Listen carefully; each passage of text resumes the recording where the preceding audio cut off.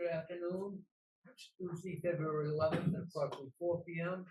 I call the meeting of the Board of Water Commissioners in order.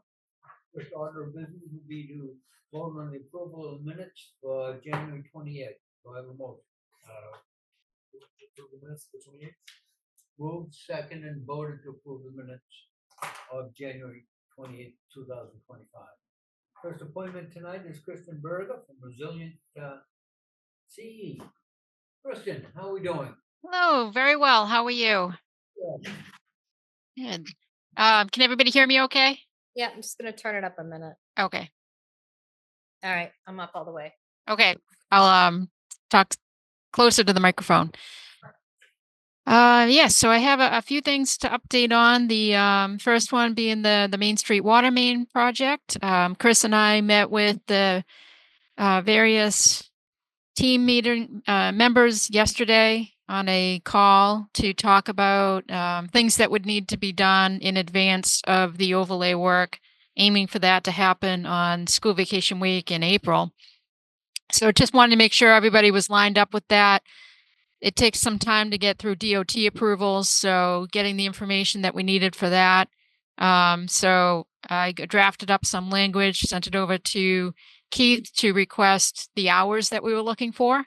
So he got that onto letterhead and returned it to me yesterday. So that's been uploaded to the DOT online permitting process, asking to do the overlay work during the day during that week of school vacation, April 21st that week. If it ends up being delayed for some reason, it would end up being night work. But we also requested in that approval to do. There, Kristen. We didn't catch Yep. The last 30 seconds. Oh, okay. Sorry. So going back to the permit, the DOT permit. So we've requested through their online permitting process the approval to do the overlay work during that week of April school vacation during the day, and also doing small work that has to happen after the paving. So things like replacing the traffic markings, traffic loops, and whatever other little punch list stuff might come up, doing that work during the day. Everybody was on board with that. And then if there's some unforeseen issue, bad weather or something that prevents working that week, it would be night work. Sean from DOT suggested that we could request a short-term, of a few hours closing of the exit ramp there, the southbound exit ramp, because when the pavement gets placed, it needs to cool before being opened up to traffic. That takes a couple hours. So if we're not able to close that exit ramp, then it basically has to be done in two pieces, and you end up with like a joint that's not as desirable.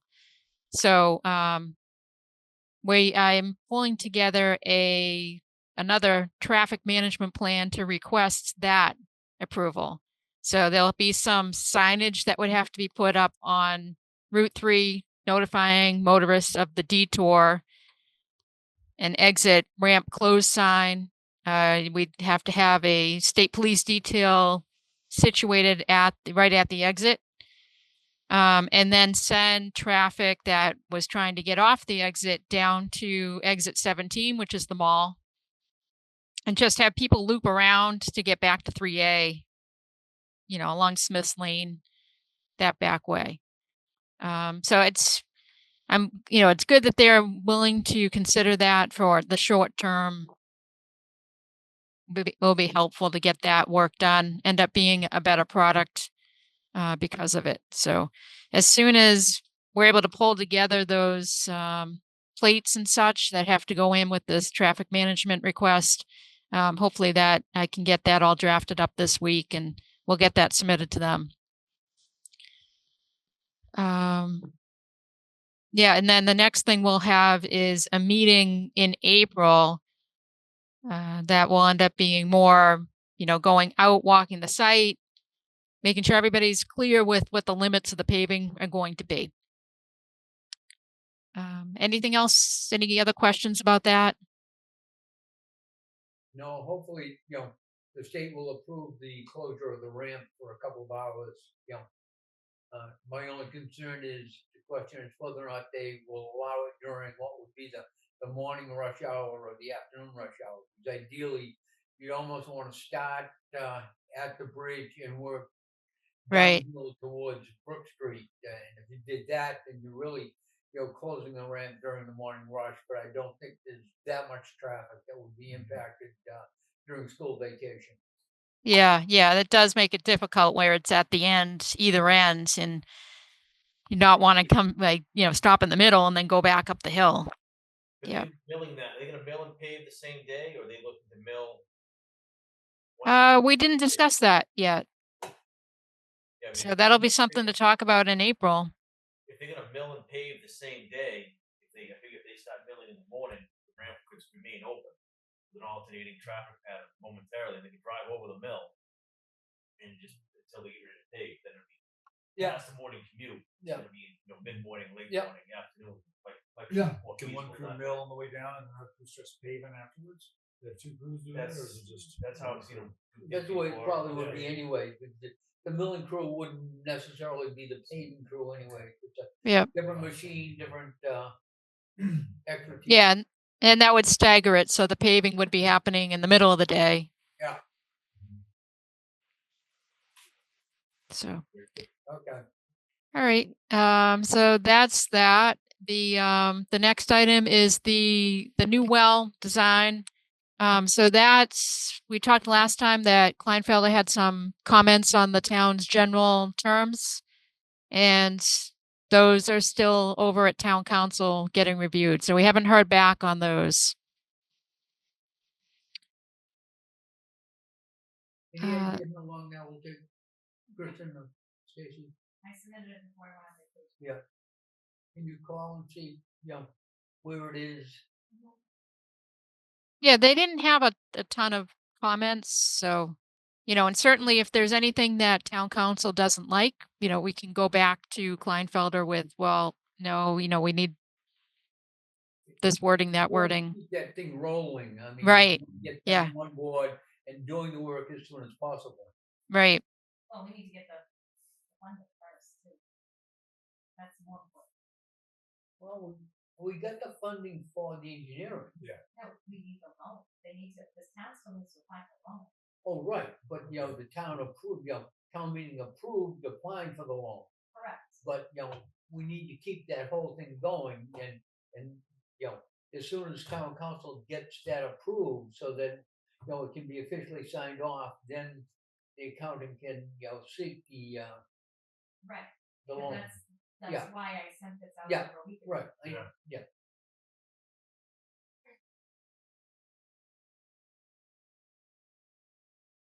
Yeah, the next item on the Trackle Pond well cleaning, that project now complete. They dropped off the fabricated discharge head and sent along their final bill. So that's done. That's good. Yep. Timing Um, is good. The drought resiliency and water efficiency grant. So we got that submitted by the deadline. As we talked about the last meeting, it was just the leak detection survey that was submitted in for that. They had said in the RFP that they were going to start notifying awardees by the end of this month. So we should know in a few weeks here if they selected the town for that work. Very good. And that's it for me. Next one up is Chris. We're still working with AT&T to try and get things finalized, the penalty tank for them to install a generator up there to run their equipment. I met a representative from AT&T out there last week, kind of get a better understanding of what they're looking to do and how they situate things. They need to maintain a certain distance between propane tanks and generators for safety reasons. And looking at things, and the representative taking measurements, they take out a straight piece of fence and put in a double gate and be able to fill on the wall in their existing pen, they'll be able to put their generator in their existing pen enclosure. This either getting additional space outside down the end for their propane tank. They don't have space to accommodate a propane tank. So they're working on drawing up a proposal with that to present back to us for review and potentially approval. So meter reads have been started and completed. Office staff is in the process of putting bills together. So that was good. In between all that, we had a busy week. Some significant leaks. We had a 6-inch main that failed on Pottle Street. Turns out there was some old repair couplings from previous repair done from state done. When the state was doing drainage work, curbing work, they damaged the water main. So it's kind of a long night for all of us. We were able to mitigate that. We had the following day another week up in McFarland Farms, and that same day not only on Main Street. So it was a busy long days. The crew did great. We came together. They all did our part. So it was good.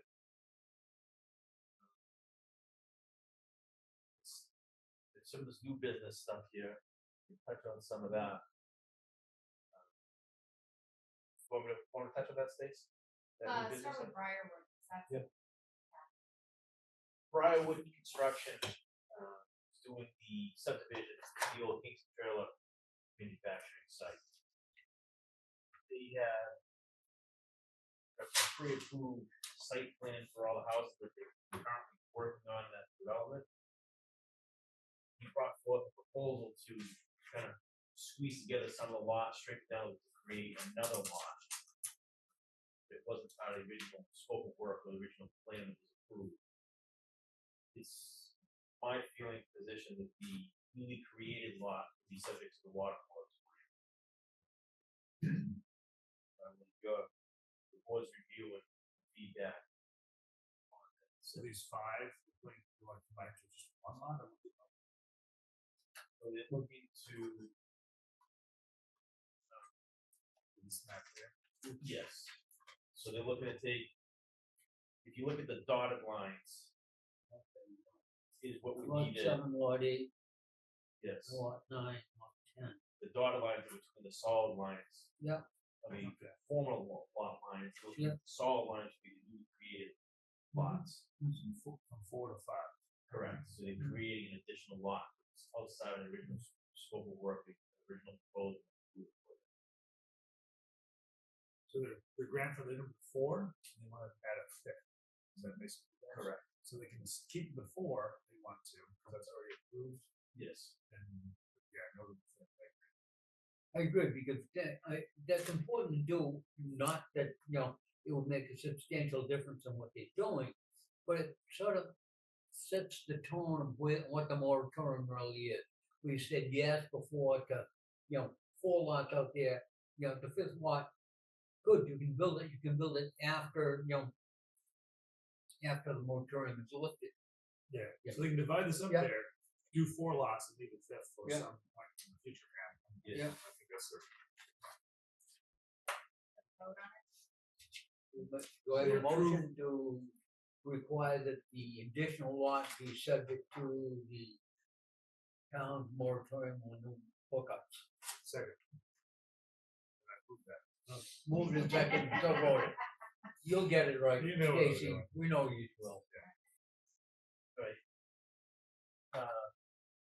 Second item on the new business is Eversource Electricity sent out a notice from their attorney months ago stating that they were taking over our FCC radio license frequency, demanding the water department to apply for a new FCC radio license and a new frequency to run our SCADA system.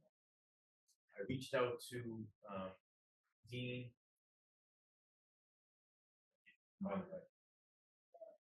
Yeah, it says he does all the radio stuff for us, associated with the SCADA. He reached out to FCC trying to appeal and get a clear understanding as to how Eversource in and kick us off of our long-standing license that we have on our frequency. And he kind of appealed it for us, but he hasn't got any response back from the FCC. Since got another notice from Eversource saying that they have started using their equipment in our equipment interfering with the operation of their equipment. Because they came to our frequency, onto our frequency. In talking to Dean, I asked them, what's the remedy for this? If we had to come in, reprogram all of our stuff to a different bandwidth to accommodate, get away from all that, and also a new FCC license for that bandwidth to change.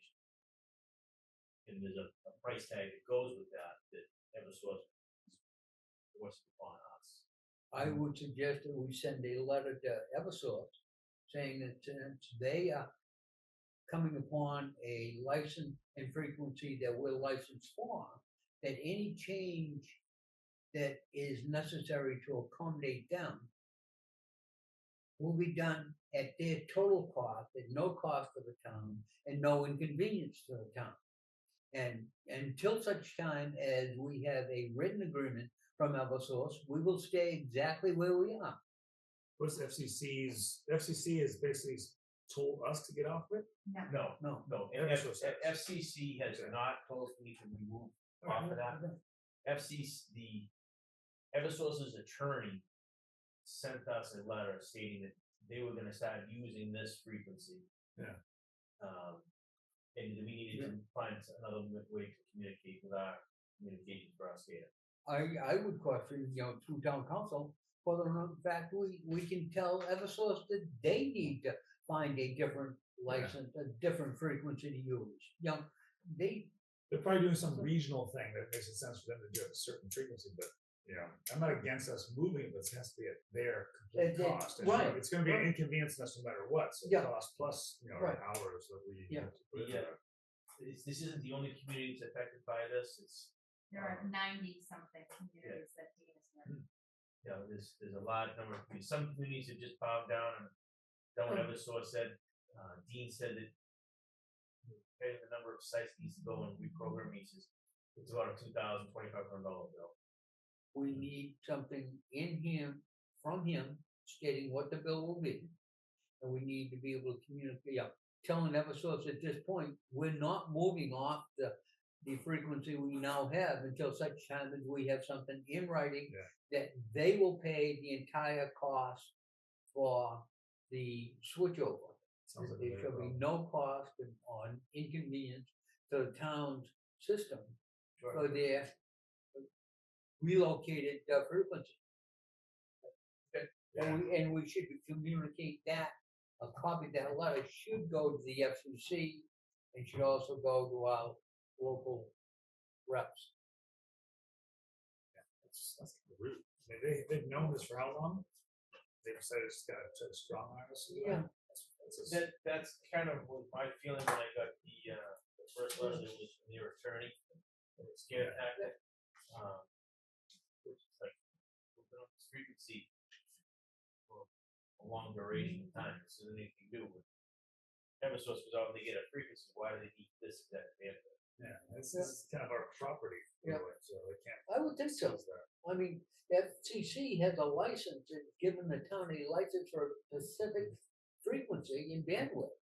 And, you just can't decide, I'm gonna move that without getting official approval.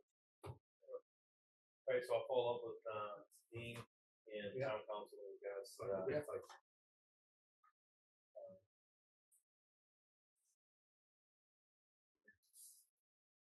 about the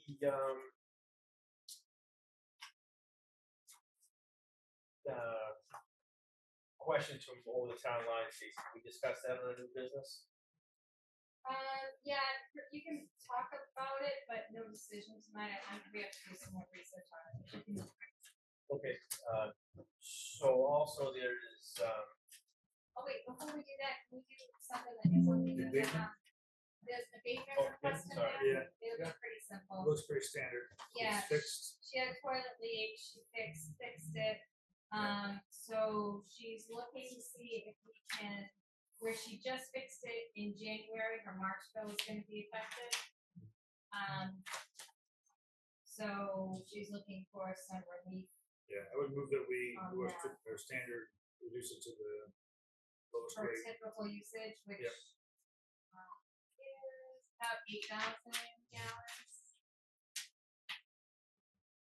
You're trying the lower rate for the use or talk about Lower We rate. charge it. typical use? We charge it by, well, you can charge it by the lower rate. if you want Lower to, rate, Yeah. So, So the total gallons at the lowest rate. That was a motion, we'll move second until voted. Okay. Alright, I'm sorry. No problem. So a few years back, Roundtree Hyundai was in the process of creating a new dealership with the town line of Kingston on Kingston Collection Way, Commerce Way, Plymouth. They've since finished construction, occupied the space, and part of their requirements was to install 4 ground monitoring wells free for Plymouth. The water department of Kingston requested a 4th one downgrading close to our well site for monitoring. The property owner contacted the Plymouth Water Department asking for reduction in frequency for sampling from quarterly to annually or yearly. As the samples are costly. Plymouth directed him to speak to Kingston Water Department as it's within our aquifer. Myself, not having a lot of first-hand knowledge in this, Stacy's been great, pulling up meeting minutes to try and educate myself and refresh her memory and other memories as far as the situation, decision-making went. There's nothing that we can produce at this point that says that the Kingston Water Department requested the frequency or analytes to be done. That was all come from the Plymouth ZBA. So right now, I think it's kind of a position we need to get a little more documentation, figure out a little more, ask more questions, better educate ourselves. Kristen, you wouldn't happen to recall anything when Mike Old was present for Roundtree with Plymouth as far as monitoring wells, frequency of sampling, or type of analytes that they would ask for? No, I don't. So now, I was like, section 15 on page 4, that's where we have the 3 groundwater sites plus the 4.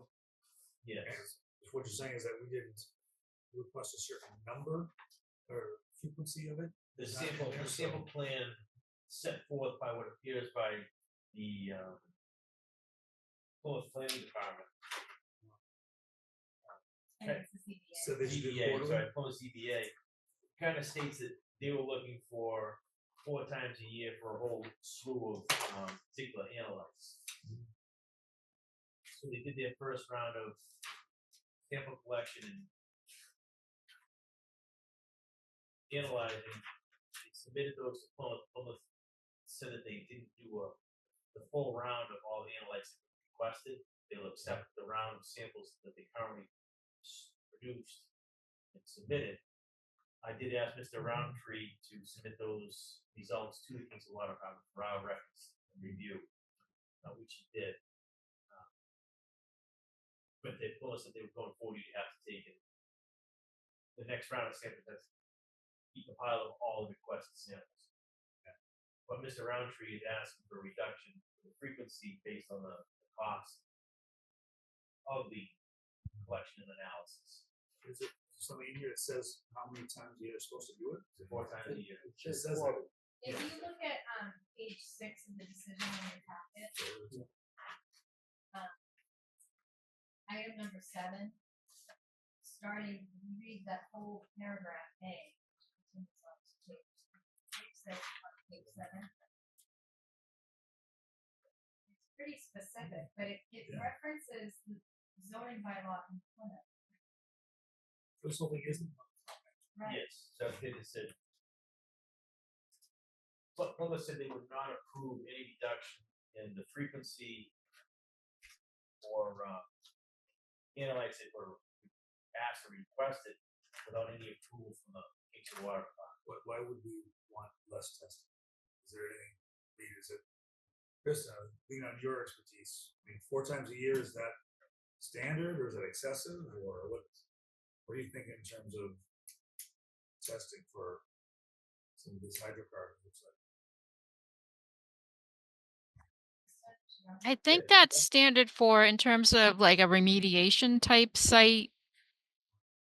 That like those, so if it's something like monitoring for like landfill monitoring that happens quarterly, so it might be based on that where it's a quarterly required thing from that remediation language. It's because it's different from doing the drinking water sampling. It has to go through that arm of DEP that is more that remediation type.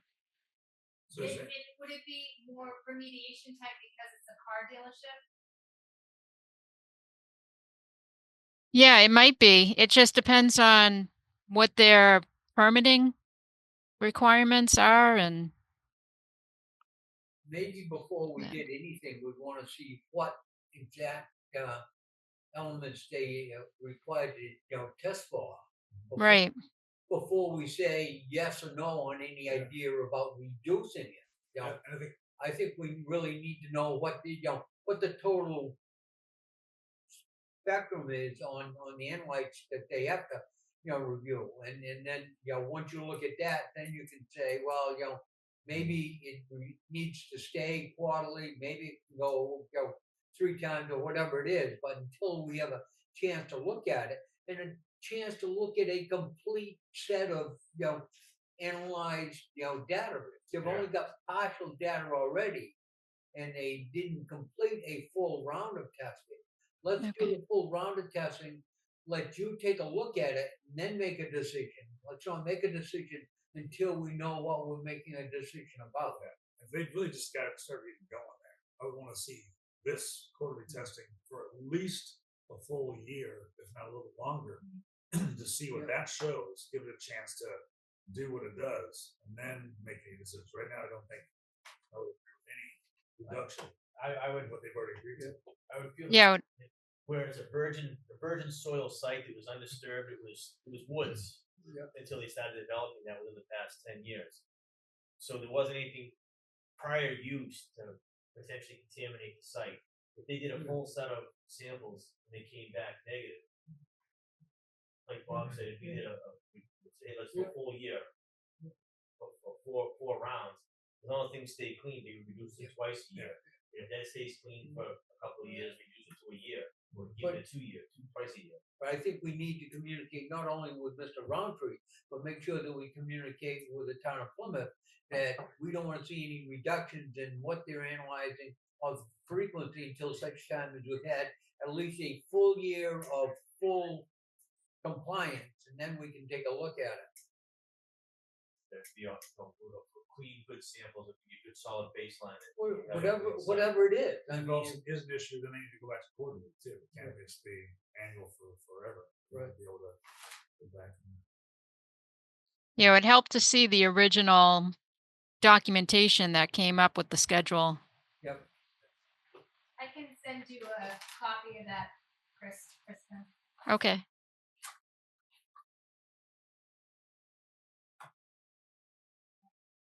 We don't have to do anything on that tonight. It kind of came up last lesson. And I did attach minutes from meetings that we discussed it. I specifically don't remember specifically.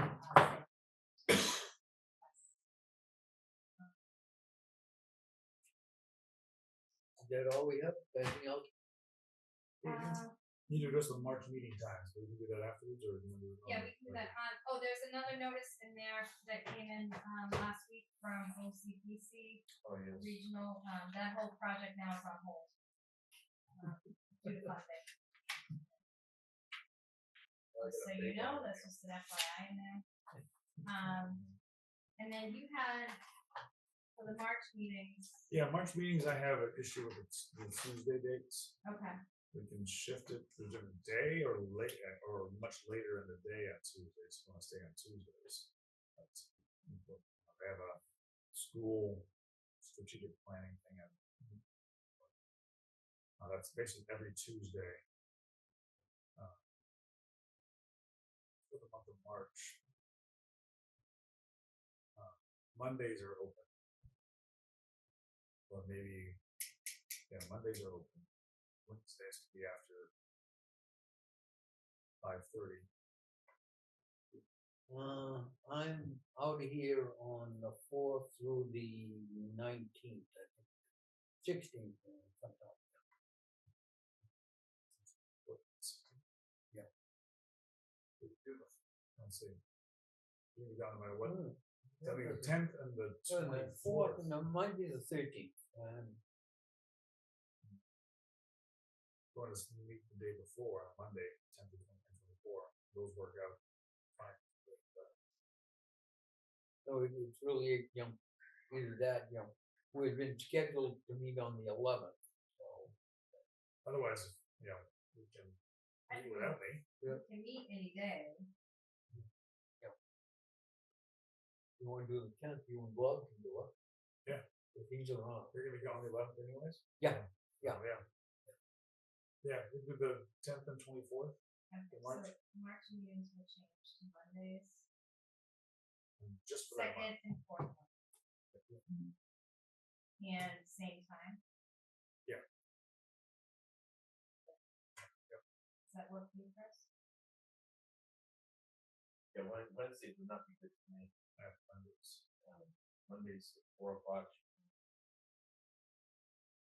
Okay.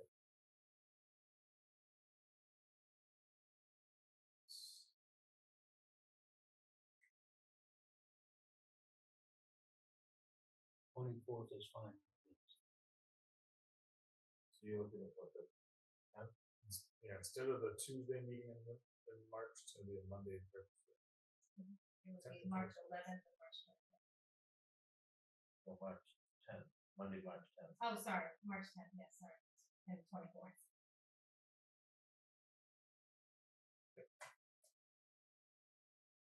That looks. Yes. Just do that. February, so March. Same thing. Kristen, does Monday work for you in March? Yes. Okay. Still maintaining the 4 o'clock one. Yeah.